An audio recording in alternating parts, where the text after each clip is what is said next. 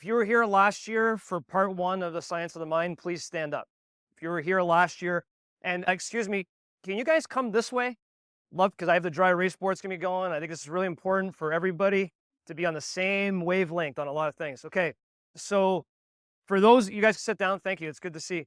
For those who weren't here last year, raise your hand if you saw the YouTube video that was on from last year's session. Okay. All right. So last year we did the Science of the Mind part one.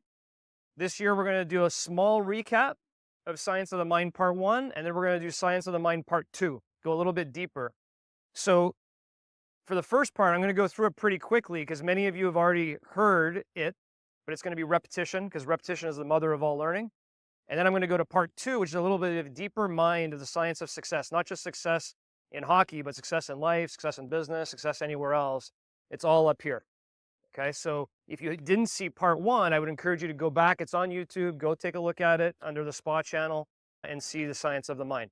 And this is not just for players. This is for coaches. It's for parents. It's for anybody else that really wants to sharpen the mind and perform at their best. Okay, so today I'm going to do a small little recap, maybe a pop quiz for those who may remember some of the components from last year. So what percentage of the mind is subconscious? Who remembers? Take a guess. 95%. 95% of what you do every single day is subconscious. That means this entire day today, 95% of it's already pre-programmed. You don't have to think about putting on your skates. You're just going to do it. You're not going to think about it. You're going to jump on the ice. You're not even going to think about jumping on the ice. You're going to start skating. You're not even going to be thinking about skating because you don't have to think about skating. You're going to get into the drills. You're going to start moving the puck. You don't have to think about it. You don't have to think about it when you eat. It's all subconscious. 5% of the day you're going to think about and make a decision on what you need to do. But 95% is already pre-programmed before the day started. Okay? It's one of the most important things to remember of this discussion because you guys do a lot of training, right? You train. What is the goal of training when you train for hockey, when you go in the gym, when you go on the ice? What's the goal? Okay, get stronger, but what are you training exactly? You're training muscle memory. Okay, so think about it from this context. When Ovechkin's on the high circle and the puck comes flying his way and he one-times it to the back of the goaltender's net, do you think he thinks in that moment? It's bang. He doesn't even think about it. His muscle memory of practice is just bang. He just knows exactly what to do in exactly that moment without even thinking about it. Anybody watch football yesterday? Any football fans here? Not too many. It's a good hockey group here. You're a quarterback. You got these 200 to 300 pound fellas in front of you and you hike the ball. How long do you have to make a decision between your 6 different options? Milliseconds. Do you think Tom Brady has to think when he pikes that ball, or just like automatic memory, boom, he can see it. He can visualize what's going on and make the play, right? So 95% is subconscious. Here's what happens. You get called on a penalty shot, right? So you get this penalty shot, you score, you win the game. How much of that penalty shot is subconscious muscle memory of just reacting to what's going on versus thinking? Take a guess. What percentage of that penalty shot is subconscious? Come on. You already know the answer. 95%. So what's the conscious decision? The coach says, hey, you're up. Oh, me? Okay. You go on the ice, you think about a couple things. Okay, I know this goalie, I know he can shoot you this way. Okay, maybe this is the move I'm going to do. There's 2 or 3 things you think about. And after that, when the whistle goes, you pick up that puck, it's subconscious almost all the whole way in. It's muscle memory. Goalie poke checks you got to make a move. It's all subconscious. Does that make sense to everybody? Okay, here's the problem. Not too many people, let alone athletes or people in life, know how to train the subconscious mind. They know how to think, they train, they read, they do their math book, they know how to think, but they don't train their subconscious mind. So one of the things we're going to talk about today is how to train your subconscious mind. Because when you think too much, you overthink. What happens when you overthink? You choke. Anybody in here ever choke? I hope, right? We've all choked. You overthink it. You go on the breakaway. Oh, maybe I should go left. Maybe I should go right. Maybe I should shoot. Maybe I should do this. Maybe I should blah, blah, blah, blah. You lose the puck. That's choking, right? In basketball, free throw. If you think about the throw way too much, you're going to miss. Golf, same thing. You got to let your muscle memory do the work. Okay, it's a subconscious thinking. You got to be in your flow state. So I'm going to go through a couple of concepts we talked about before we get to part 2. Okay, so these are ones you guys already know about if you attended last year. And for some of the kids that have been here for a while, might be very repetitive to the past. And it's going to may apply to some of you guys right now as well. Okay, so what is this? Anybody remember? It's called the transition curve. It's also called your season. It's also called your life. It's also called any new venture you go into. It's called the learning curve or the transition curve. Okay, so I'll relate this maybe to the U13s and U14s. Okay, so you could get a good example.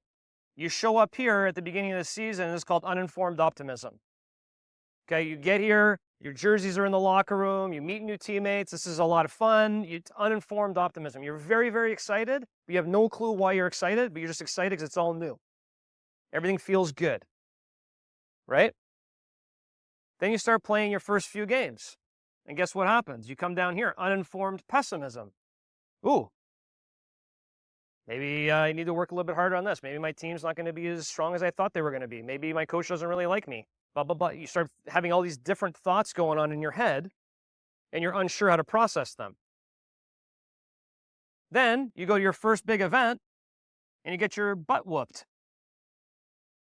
And you start thinking, ooh, this is not as fun as I thought it was going to be. You get into a crisis of meaning or crisis of intervention, right? You guys figure it out. You start practicing a little bit better. You guys start understanding what's going on. You get to informed pessimism. Okay, maybe we're not as strong as we thought we were. Or maybe I need to work a little bit harder. Or maybe, I understand this, I understand that. You start getting more informed on what's going on, but everything isn't as rosy until you work your way all the way through to informed optimism. This happens on every single new thing that you do in life. It could happen multiple times a season. It can happen as a team or it can happen individually. Sometimes some of your teammates are up here, some other teammates are down here. You could be all over the place, right? And for some people, their whole season looks like this. And for some people, their season kind of looks like this. What's the difference between your season looking like a crazy up and down, highs and lows, highs and lows, highs and lows, highs and lows, and your season being a little more like that? What's the difference? Anybody have any guesses as to what that is? Yeah. Your mindset, how you process things, your emotional regulation. That's what makes the difference. There are people in life that every single day looks like this because they can't regulate their mood, they can't regulate their emotions, they can't train their subconscious. And there's some other people that keep wavy like this. And the more you train your subconscious mind, the more you'll have control over everything that's going on, including the results. Okay, so that's the first thing I wanted to talk about today was the transition curve because it relates to everything else we're going to talk about. And I'm going through it really quick because you can go listen to part 1 if you want to get more on that. Okay, the second thing we talked about last year was this. Who remembers that? Okay, what was the acronym we came up with it? Connecticut is far, right? Connecticut is far, CTFAR. We play in Connecticut a lot, so it resonates. Who remembers what the C stands for? Circumstance. Okay? Referee called a penalty. That's a circumstance. It's a fact. It happened. We are all in a building right now. It's a circumstance. I'm talking right now. That's a circumstance. Whatever's a fact is a circumstance. Okay, so put it in a hockey context. The referee called a penalty on our team. Okay? What is the T? A thought. A thought. So what is your thought on the circumstance? The referee called a penalty on our team. The thought you have on the circumstance could be, that's not fair. I don't think that was a penalty. I don't think that was really a trip, right? You have thoughts that come into your head. That sucks. We were about to take the lead. Now we got a penalty. That's a thought. Okay? F. Anybody remember what F is? Feeling. What's your feeling on that particular situation?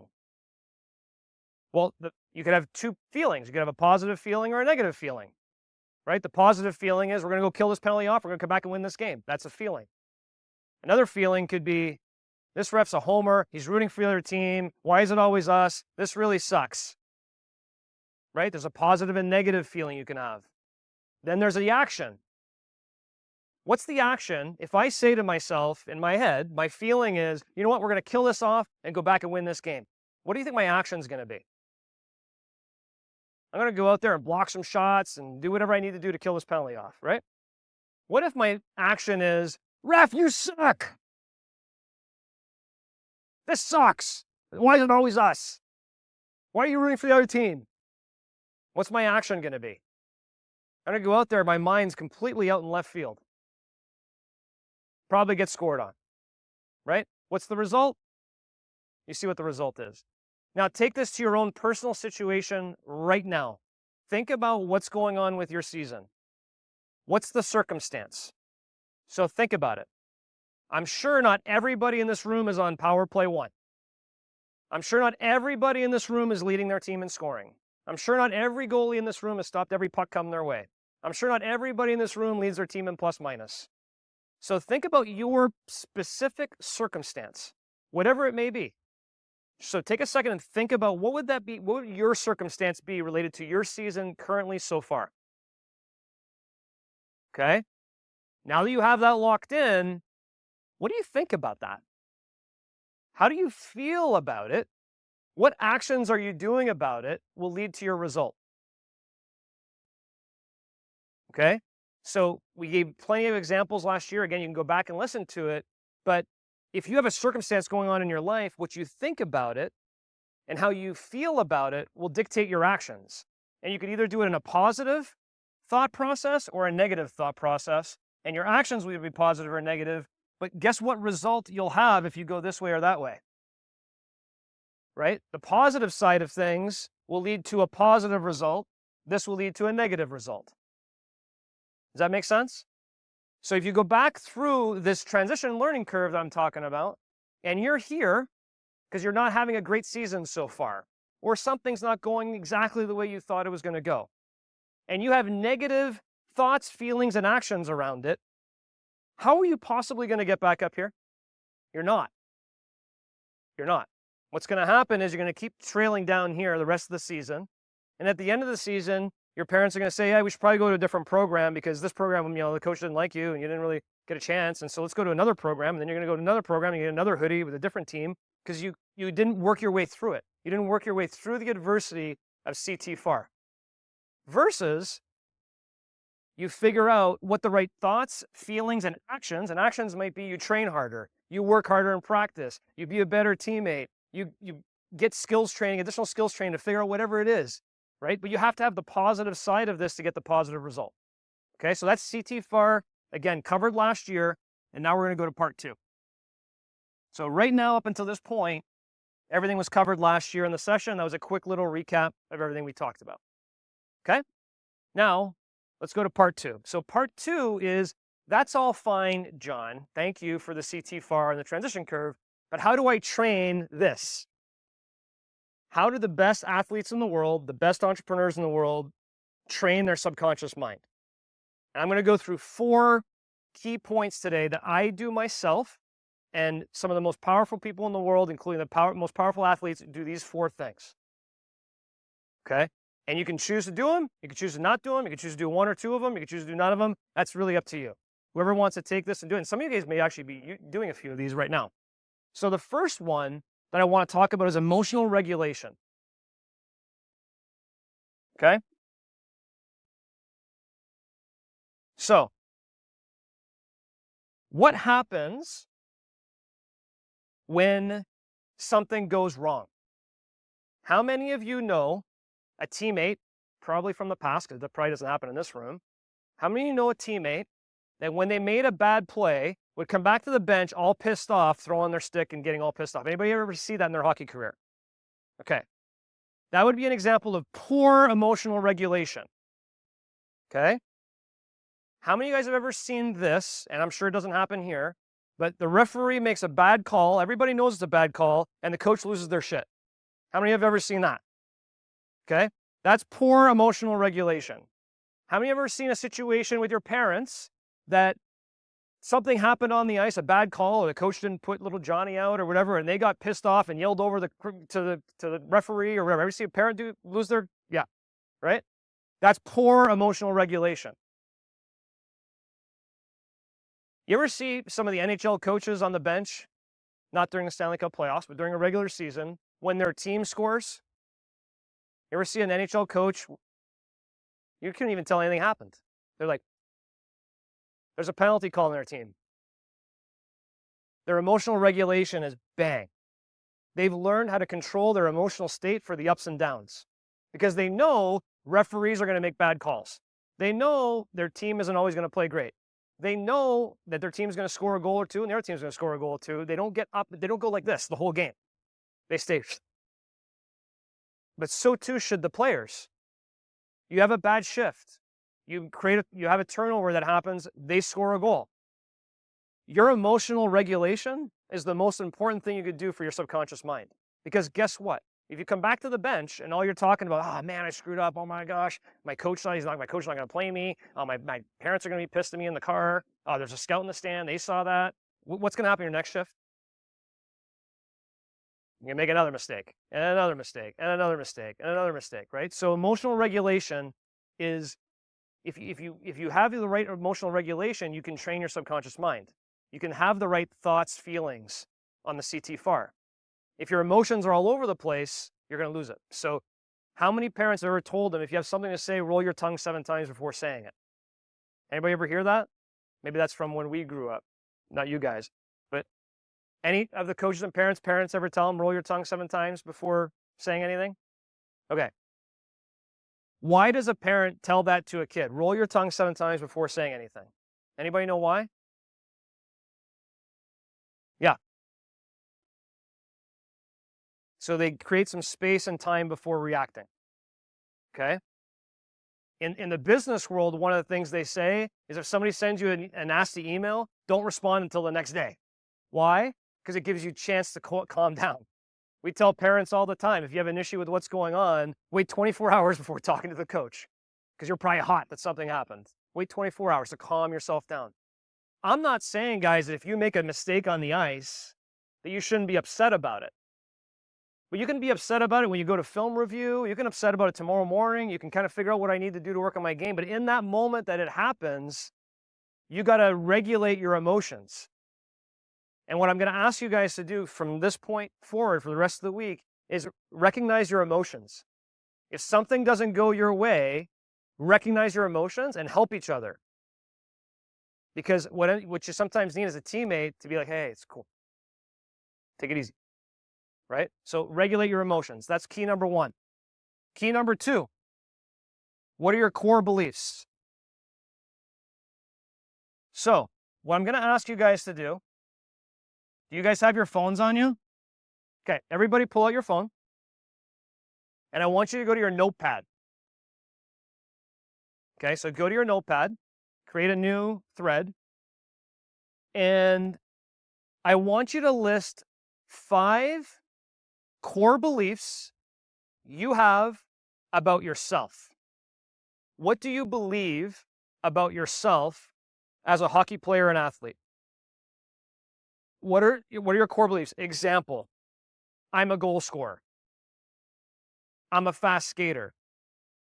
I'm the strongest player on the ice. I never get beat. I'm cool, composed. Whatever your 5 core beliefs are about you and your game and how you feel, your core beliefs. So write those down. Don't overthink it. Just flow. Just flow. Just write stuff. You can change it later. This is not a test. You're not going to have to read it out loud. Just what are 5 core beliefs you have? And if you don't have a phone, a couple of you I see don't have it, just think about your 5 core beliefs.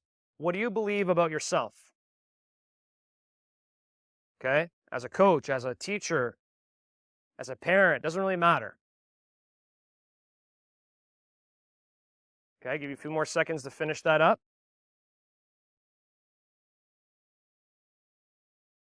Now, A few people have negative core beliefs about themselves. I'm not strong enough. I'm not fast enough. I have a hard time scoring goals. Negative core beliefs. What I'm asking you in this exercise is to have positive core beliefs. Because when you have negative core beliefs, they're limiting. Okay? So anytime, did I mention this already? How many thoughts do you have in a day? Anybody know how many thoughts? Take a guess. How many thoughts throughout a day do you have in your head? Yeah. 10,000. Good guess. More. 50,000. Every day, the average human has 50,000 thoughts in their head. If you have 50,000 thoughts in your head and 80% of them are negative, how's that going to affect your mindset and performance? Versus if you have 50,000 thoughts in your day and 90% of them are positive, how does that affect your performance? Right? 50,000 thoughts a day. You're all thinking something right now as I'm talking, as an example. Okay, and that's a microsecond. So what are your core beliefs are really important that you reframe them to a positive side of things. Okay? So everybody got 5 core beliefs in their mind or in their notepad? Okay. That's the next step. Now is self-talk. Okay? So how many people talk to themselves? How many people talk to themselves? Everybody, right? So self-talk. Self-talk leads to self-confidence. So when do you talk to yourself? When do you have a conversation with yourself? Every day? All the time? What happens when you get called on for that penalty shot or you got a breakaway? Are you talking to yourself or are you just in flow state? A little bit of both, maybe? Okay. How many people turn this self-talk into a pre-planned meditation visualization? How many? Just raise your hand. Who does meditation visualization? Okay, see a couple goalies going up. Okay. All right. Here's the deal. The way to train your subconscious mind with self-talk is through two ways to do it. Meditation and visualization. What I can tell you, and I don't know if this will be surprising to you or not, Magnus, what percentage of NHL players do you think practice visualization before a game? 99%. 99% of NHL players practice visualization before a hockey game. And when I asked you guys who does visualization, I saw 5 or 6 hands go up. They have learned to train their subconscious mind. And let me explain why. When you can visualize everything you're going to do on the ice, you're training your neurons, you're training your muscle memory on what to do. You don't even have to go on the ice to practice your penalty shots. You can actually practice them in your mind. And you guys may not believe this right now, but that is absolutely true. A lot of people feel you got to put your skates on and go out there and do 100 penalty shots to figure out what your move is. You don't need to. You can certainly go practice your penalty shot moves. I'm not saying you shouldn't practice it, but you should also visualize every single moment of that penalty shot, how it's actually going to work. Michael Phelps, who's one of the best swimmers of all time, I don't know if you guys have heard this story before, but in one of his gold medal races in the Olympics, got water in his goggles and couldn't see. But he had visualized how many strokes he had to go back and forth. He had his eyes closed the entire time. He went back and forth and broke his world record without seeing. Like, meaning you have to turn in the water and go the other way and then get the other side and turn the other way without seeing.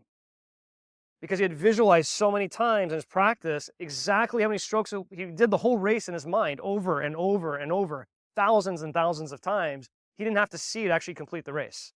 So imagine being a hockey player going on a breakaway and not even have to see. Right? Of course you have to, because there's a goalie on the other side. That's muscle memory that reacts. Okay? Meditation is a whole different practice. Meditation is a practice of calming the mind so you can be present in the moment.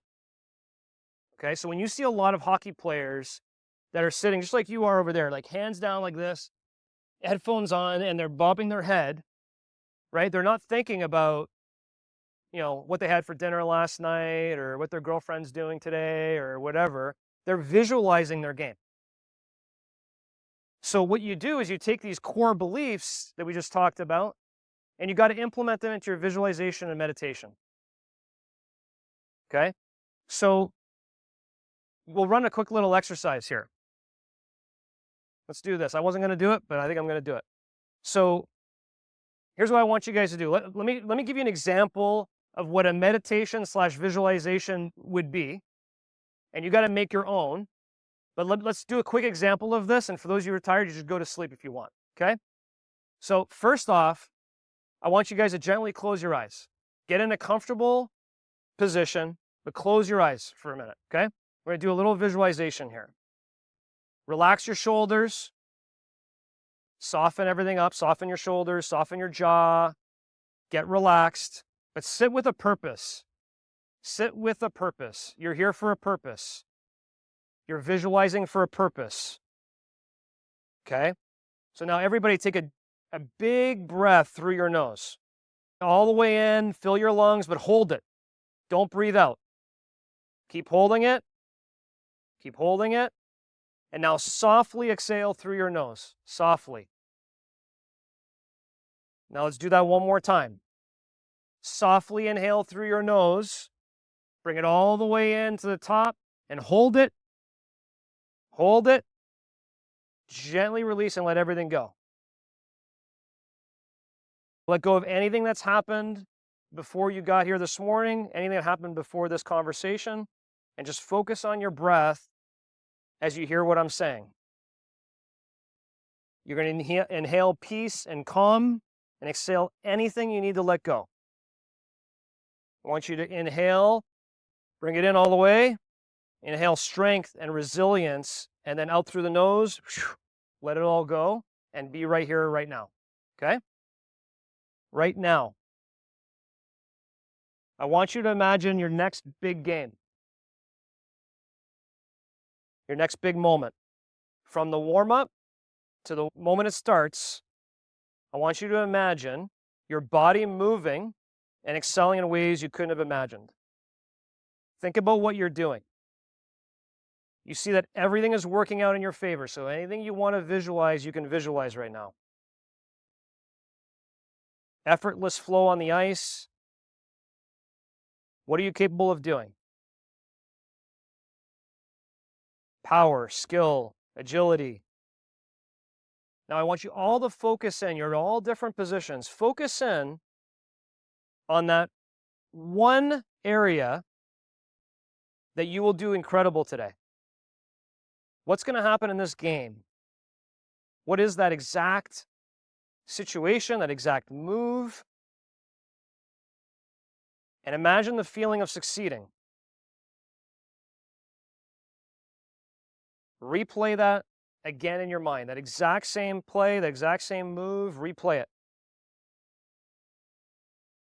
Feel the feelings of it, celebrate it. It's all happening. Now, come back to this moment, keep your eyes closed, but now feel the energy flowing through your body. Repeat your core beliefs in your head. So you all wrote 5 core beliefs. I don't want you looking at your phones. I want you recalling in your mind your 5 core beliefs that you have about yourself.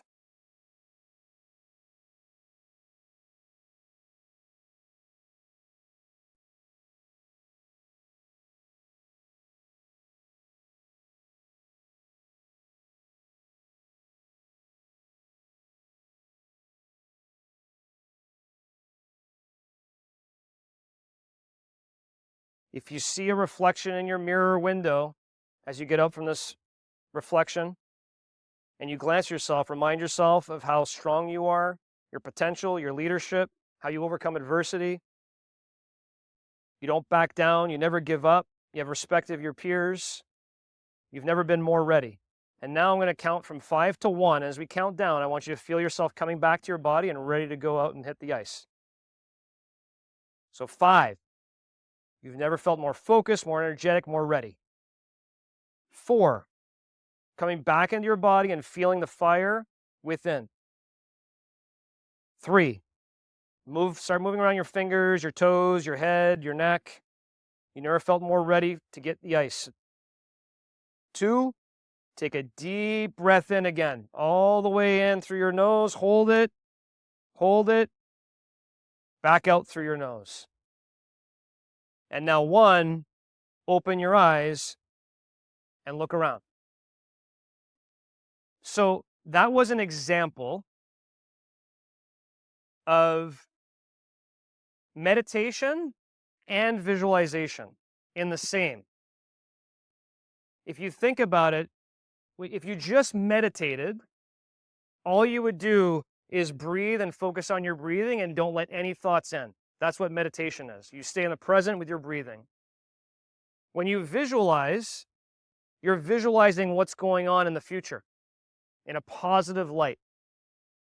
When you combine the two, which is what I would suggest players do as you prepare for games, that's meditation and visualization coming in.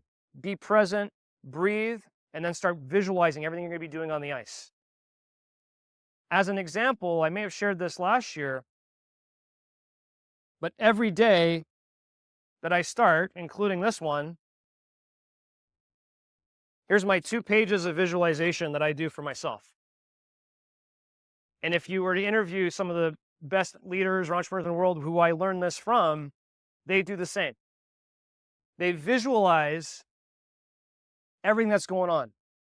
I have that recorded so I can listen to myself, telling myself my core beliefs, because sometimes I'm driving, sometimes I'm not in a position.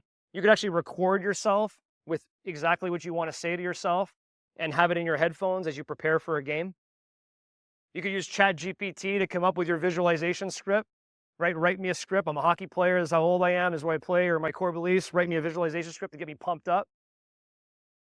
You can play that to music in your head. There's so many things you can do to train your subconscious mind, program your subconscious mind, because what the mind can believe and conceive, it will achieve. That's Think and Grow Rich. And that has nothing to do with hockey. It has to do with life. So meditation, visualization, self-talk, very important. And then there's the last one, because all this is nice, but there's one big thing that's really important. Goal setting.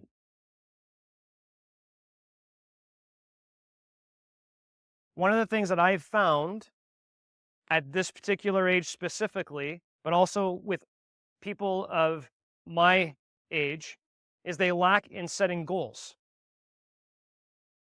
As an example, one of the things I work with a lot of entrepreneurs with is I have a 30-year life plan. I'm 50. I'm going to be 80 in 30 years. But I have a 30-year life plan. I know exactly where I want to be in different segments of my life in 30 years from now. And I know exactly where I want to be in 15 years to hit the 30-year, in 10 years, in 5 years, in 1 year. I know exactly what I need to do this quarter to hit the 1-year plan, to hit the 5-year plan, to hit the 30-year plan. It's all laid out. I'm not asking you guys to come up with a 30-year plan, but what are your goals? What are your goals for this season? What are you trying to achieve next week? And a lot of what happens is you guys get into your season and the season just takes you and runs with you. And next thing you know, it's February and the season's over. And you look back and go, that was a fun season, but did I accomplish my goals? What were my goals for the season? Do I have written down goals that I'm setting for myself, that I'm holding myself accountable for, that I can measure towards my success, right? So one of the things I talk about with goals is SMART goals. So think about this from this perspective. This is what SMART stands for. It stands for shared. So do I share my goals with somebody, or do I just have them in myself? Do I write them down, or are they just in my head? I have some goals. They're right here. Like, do you write down your goals? Maybe again in a notepad. Here are my goals from now to Christmas. Here are my goals. Boom, boom, boom, boom, boom. Right? Do I share those with my coach? Do I share them with a teacher? Do I share them with my parents? Do I share them with a teammate? Do I share them with anybody, or does no one actually know about it? The best goals are shared. Doesn't have to be with everybody, but you need to share them with somebody. Measurable. Here's where a lot of you will go wrong. My goal is to have a good season. Is that measurable? Is that a measurable goal? No, it's not a measurable goal. Okay? My goal is to lead my team in plus minus. That's measurable. You can measure, right? My goal is to get X grade in school. That's measurable. You need to have a measurable goal. Actionable. There's another area where people go wrong. Your goal in your head may be, I want to play college hockey. Okay? In the current present moment, it's a great goal. But I'm talking about what you can achieve and is actionable right now. You can't force yourself to college hockey right now. That will happen in the future if you get the right results from the right actions, from the right feelings, from the right thoughts, from the right circumstances. But for right now, what's actionable? What can you do right now to achieve your goal? Your goal might be for you to score more goals. Or not score more goals is not measurable. So thanks for calling me out on that. I want to score 10 goals by Christmas. Okay? What's actionable in that goal is you can go out there and start working on things. You can visualize more. You can have a goal scorer's mindset. There's a lot of things you can do that's actionable. It has to be an actionable goal. Your goal can't be, I want to play in the NHL. It can be, but in the context of a shared, measurable, actionable goal, right now, what do you need to do to improve right now so that that one day can become a reality? Realistic. Realistic goal. It has to be something that you can achieve. And then time phased, which means I do my goals quarterly as an example. So by the end of December, I want to achieve X, Y, Z. By the end of this semester, what do you want to achieve? Don't worry about next semester or in January. What do you want to achieve by the Christmas break? By the Christmas break, what do you want to achieve that you can share, you can measure, it's actionable, it's realistic? What are your 3 goals? So what I'm going to ask you to do is take that notepad back out again, real quick. And I want you to write 3 goals you have for yourself. 3 goals that are measurable. There's something you can do about it. They're realistic by Christmas. What are your 3 personal goals? It could be a strength-related goal, an academic-related goal. It could be a performance-related goal.